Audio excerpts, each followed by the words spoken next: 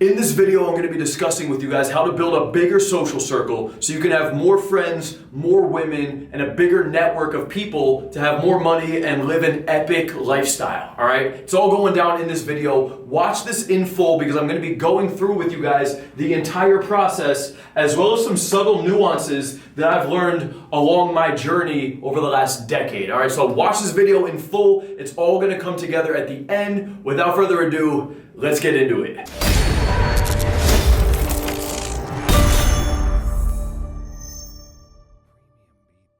What's going on, guys? My name is Coach Kyle Frungen. I'm the founder of Self-Mastery, where it is my mission to help you become the most confident and best version of yourselves. All right, so in today's video, I'm going to be showing you the importance of surrounding yourself with like-minded individuals, how you can make friends with those people to bring more friends, more women into your life, to increase your circle, to increase your network, and that's just going to result in an epic lifestyle. So let's jump into this. Step one of this thing, the biggest mistake I see people doing is the where. I've talked to a lot of guys over the years that said they don't have enough friends or they don't have wings or they feel like they've outgrown their social circle and that nobody's on their level. When it comes to increasing this network or this circle, the first thing you want to look at is the where. And this is probably the biggest part of it, is the positioning. Okay, that's why there's a little asterisk next to this part. You want to position yourself in the environments where you're actually going to be in contact with the like-minded individuals that you want to be in your circle. So whether it's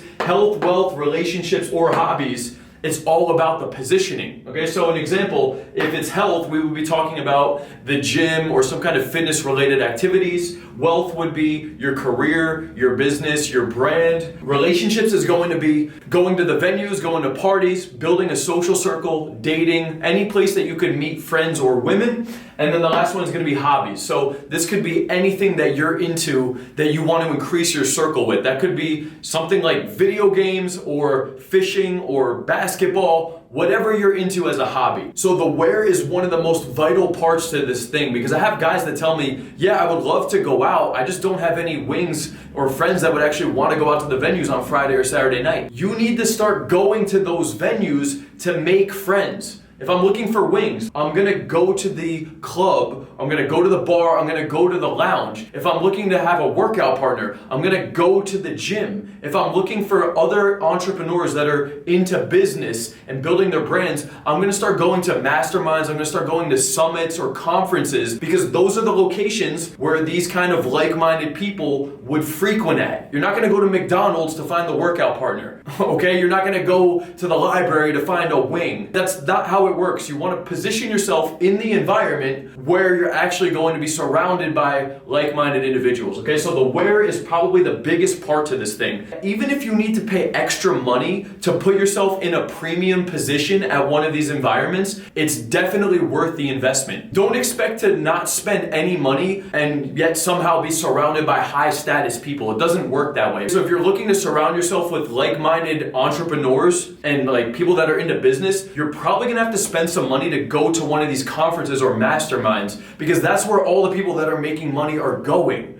And once you're there, you're gonna wanna network, okay? So the where is very important. Even if you need to spend a little bit extra money, pay that extra money to go to the really nice gym. Pay that extra money to live in the nice area of your town where there's a lot of people that frequent. Pay a little bit extra money at the cover at the club so you could go to the high-end club, because that's where the really attractive women and the cool guys are gonna be. That's just facts right there, okay? So that's the where. Let's move into what to do once you're actually in these environments though. The first thing I have written down is go alone if needed. People that don't have friends or wings are using that as an excuse to not go out to these environments at all. That's total bullshit. You're gonna need to get comfortable going out, whether or not you have friends to go to that environment with you. If I'm looking to make a wing, I need to go to the club. Even if it's alone, I'm gonna go to the venue by myself and start socializing there. If I don't have anybody in my business and I'm trying to make friends with entrepreneurs, I'm gonna go to the conference alone and start socializing there. You need to take that first step alone And it's totally fine. It's vital. Don't let the fact that you don't have somebody with you to go there prevent you from taking that first step. That's crucial. The next step that I have written down is look the part, which is also essential because people are going to be judging you instinctually off of your first appearance. So if I'm at the gym, well, if I'm the fattest dude in the gym and I'm sloppy as fuck and I just look like a mess, most likely people aren't going to want to work out with me. I'm not going to be able to find that many workout partners. I'm not saying overweight people can't have friends, but you're going to want to at least wear fashionable fitness clothes and work on your grooming and your hygiene. And likewise, if I'm going to the club, I don't want to be looking like a scrub and wearing some super casual outfit, smelling like shit, my breath smells like shit, and my hair's all a fucking mess. Or if I'm going to some kind of a business conference or a mastermind, I'm going to want to look a little bit more professional. I'm not going to go there in some super casual attire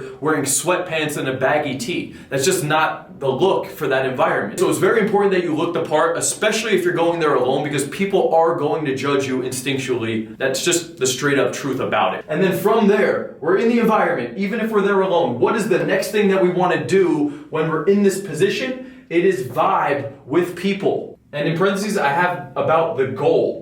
All right, so what does this mean? If I'm at the gym and I start talking to people, I want to start vibing with them about the gym. So if I open some dude, I'm going to be talking about workouts. I'm going to be talking about protein or diets or what his split is for his routine. If I'm going to some kind of a business conference or mastermind, I'm going to be talking about how do people scale their business? What kind of ads are they running? What their ROIs are? What strategies are working for them this year right now? So whatever environment you're in, you want to talk about the desired goal of that environment. If I'm out at the club and I'm trying to make friends with a wing, I'm going to be talking about, yo, where are the girls at tonight?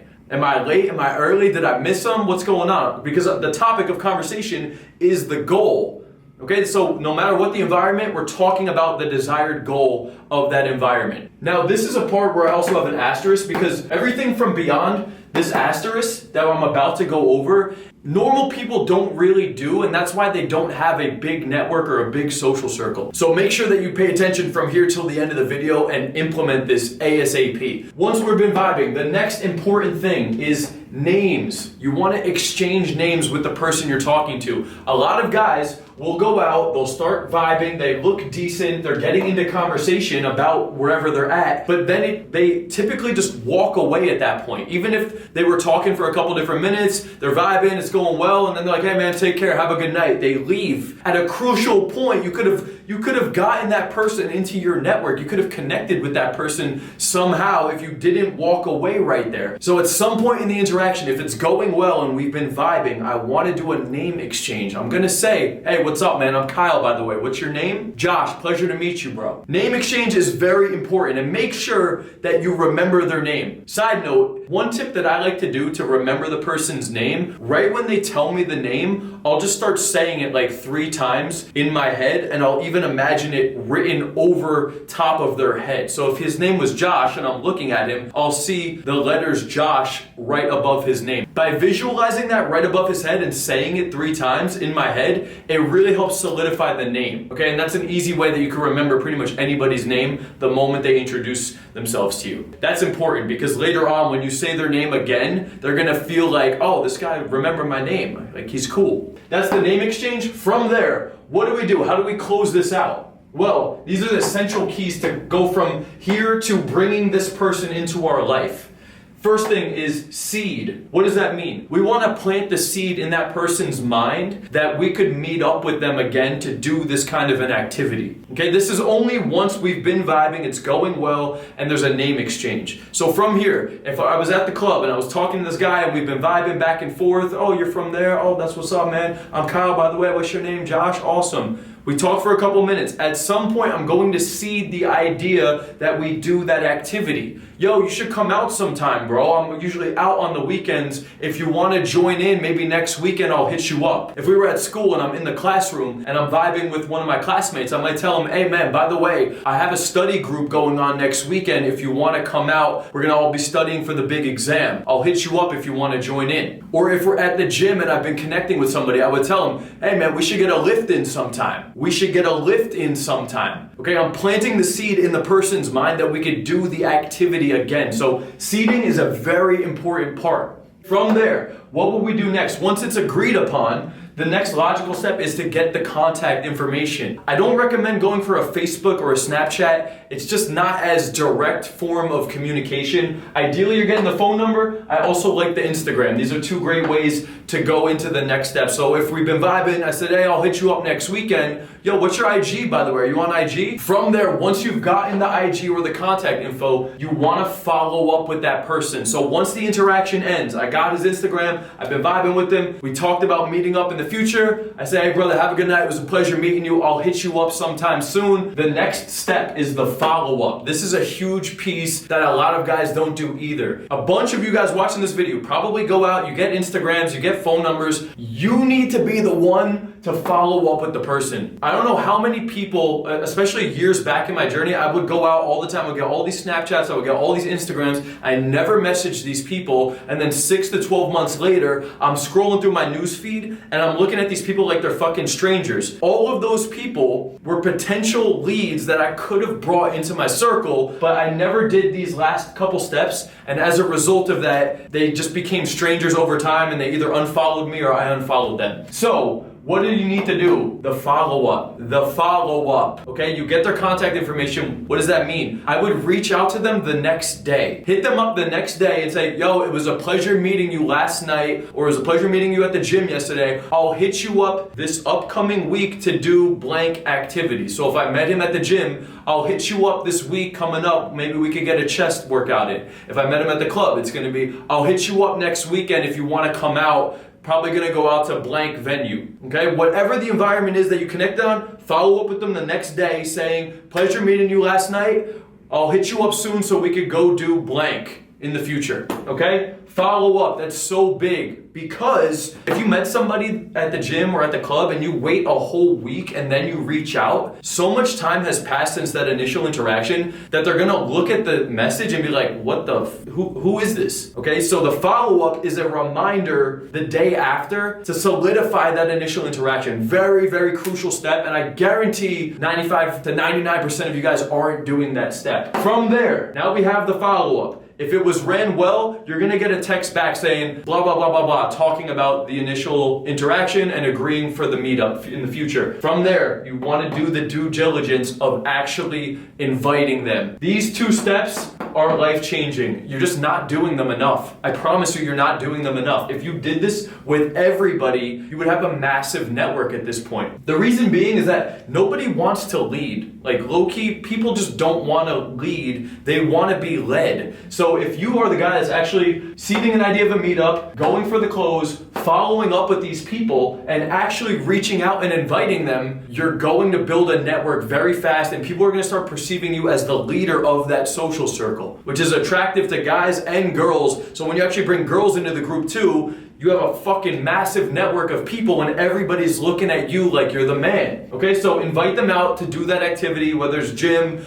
business, studying, whatever hobby, whatever school thing's going on. Do yourself a favor and make that invite, okay? The last part of this, and this is another advanced little nuanced piece, but this is a game changer too. And I say change environment. What does that mean? Once we've met up with the person, and we've done the activity, eventually you want to get to a point where you hang out with that person in a different environment. So if I made a friend at the gym and I meet him again next week to work out at the gym, a pro tip that you could do is bring them to another environment once the activity is done. Example, I met the person at the gym. I invite him to come to the gym the next time. When the workout's done, ideally you move from the gym to go get food, or you move from the gym to go to the supplement store next door in the plaza to look at supplements, or you go back to your house and smoke weed. Whatever it is, you want to move to multiple locations with the person. And the reason you want to do this is because people have a tendency of building